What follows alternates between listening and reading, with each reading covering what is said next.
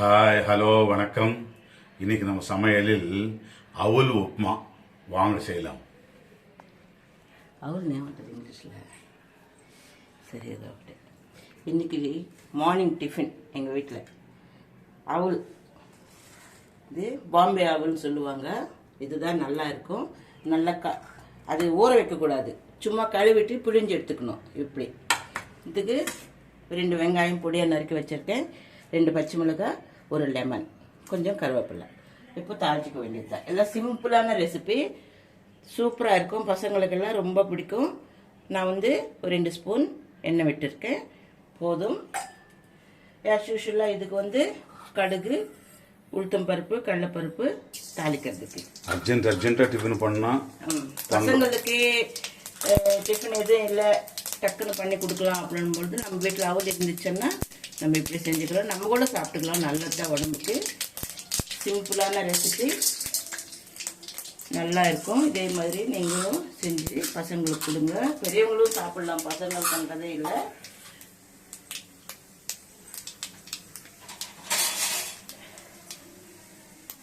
சும்மா தாளிக்கிறது தான் நமக்கு. இந்த வெங்காயம் கொஞ்சம் நேரம் வதங்கினா போதும், டிஃபன் ரெடி ஆகிடும். வெரி சிம்பிளான மெத்தடில், ஈஸியான மெத்தட், சிம்பிளாக சோயாவும் இருக்கும். அவல் உப்புமான்றது, அவல் பாயாசம் பண்ணிக்கலாம், அவலில் உப்புமா பண்ணிக்கலாம். சும்மா பால் ஊற்றி சக்கரை போட்டும் பசங்களுக்கு கொடுக்கலாம், நம்மளும் சாப்பிடலாம். இது இப்போ 2 பச்சை மிளகாய் போட்டுக்கலாம். இந்த பச்சை மிளகாய் காரமே போதும், இதுக்கு இஞ்சி அதெல்லாம் தேவையில்லை.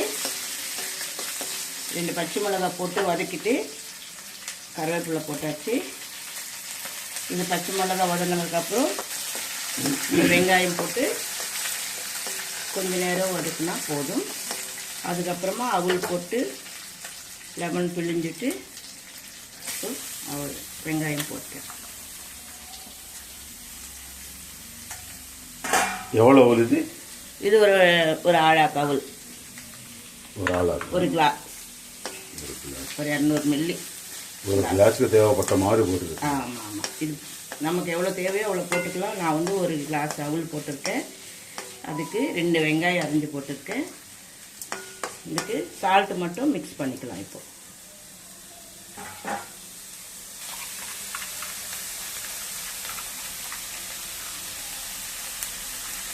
இதுக்கு பார்த்தீங்களா, நான் இந்த சின்ன ஸ்பூனில் சால்ட்டு போட்டிருக்கேன், போதும். கொஞ்சம் மஞ்சத்தூள் சேர்த்துக்கலாம், ஏன்னா கலர்ஃபுல்லாக இருக்கும். இப்போ பார்த்தீங்களா, அவ்வளோதான்.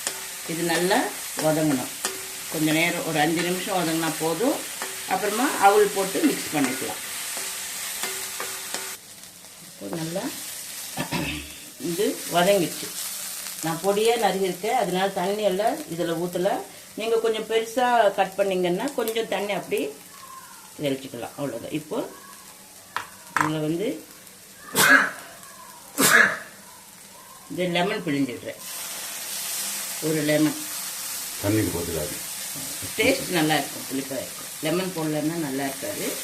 கொஞ்சம் ஒரு லெமன், ஒரு லெமன் பிழிஞ்சாச்சு. இப்போ இது போட்டு மிக்ஸ் பண்ணிக்கலாம், அது அவ்வளோதான். இது ரொம்ப கஷ்டமான ரெசிபி எல்லாம் கிடையாது, சிம்பிளான ரெசிபி, சூப்பராக இருக்கும். லெமன் பிழிஞ்சிருக்கும், புளிப்பாகவும் இருக்கும். காரத்துக்கு நம்ம பச்சை மிளகாய் போட்டுருக்குறோம். அப்படி பச்சை மிளகாய் இல்லை அப்படின்னாக்கா கொஞ்சோண்டு மிளகாய்த்தூள் சேர்த்துக்கலாம். நான் பச்சை மிளகாய் இருந்தது, அதனால அது போட்டேன். இதில் தண்ணி எல்லாம் நிறையெல்லாம் ஊற்றக்கூடாது, ஏன்னா இதுக்கு தண்ணி எல்லாம் பிடிக்காது. ஆயில் ரொம்ப கம்மியாக இருக்குது இல்லை? பரவாயில்ல, 3 ஸ்பூன் போட்டிருக்கேன், அது போதும். நமக்கு போதும், அவங்களுக்கு வேணுமுன்னா இன்னொரு ஸ்பூன் சேர்த்துக்கலாம். இது இப்படி பொடி பொடியாக உப்புமா டைப்பில் வரும். உப்புமா தான் இது, அவல் உப்புமா அப்படின்னுவாங்க. இது ரொம்ப நேரம்லாம் அடுப்பில் வைக்க வேண்டியதில்லை. இப்படி போட்டு எல்லாம் மிக்ஸ் ஆனதுக்கப்புறம் ஆஃப் பண்ண வேண்டியது தான். நல்லா டேஸ்ட்டாக இருக்கும். உங்களுக்கு இன்னும் புளிப்பு வேணுமென்னா நான் ஒரு லெமன் தான் பிழிஞ்சிருக்கேன், நீங்கள் இன்னொரு 1/2 லெமன் கூட பிழிஞ்சிக்கலாம். அதுக்கு மேலே வேணாம், ஏன்னா புளிப்பாக இருந்தவங்க நல்லா இருக்காது இல்லை. அதான் ஒரு ஸ்மெல்லுக்காக, ஸ்மெல்லில் டேஸ்ட்டுக்காக கூட போட்டுக்கணும். சரி. இது வந்து இதுதான் அவல் உப்புமா. சிம்பிளாக பண்ணிக்கலாம். நம்ம சாப்பிட்றதுக்கும் நல்லா இருக்கும், பசங்களுக்கும் நமக்கும் நல்லது தான் உடம்புக்கு. இது வந்து நான் எப்படி செஞ்சுருக்கேன் பார்த்துக்கோங்க. ரொம்ப நேரம் அவல் ஊற வைக்கக்கூடாது. அவல் கிண்ணத்தில் போட்டுக்கிட்டு தண்ணி ஊற்றி 2 வாட்டி கழுவிட்டு நல்லா பிழிஞ்சு பிளேட்டில் வச்சுக்கணும். அவ்வளோதான். கொஞ்ச நேரம் அப்படியே தண்ணியில் ஊற வச்சிங்கன்னா குழப்பம் ஆகிடும், மாவாயிடும். இதுதான் உப்புமா. இந்த அவலு கூட ரைஸில் தயார் பண்ணுறது தானே? ஆமாம். ரைஸ் இல்லை, அது நெல் அதில் பண்ணுவோம். அது எப்படியோ செய்வாங்க, நமக்கு தெரியாது. இதுதான் மொத்தத்தில் ரைஸுக்கு சம்பந்தப்பட்ட.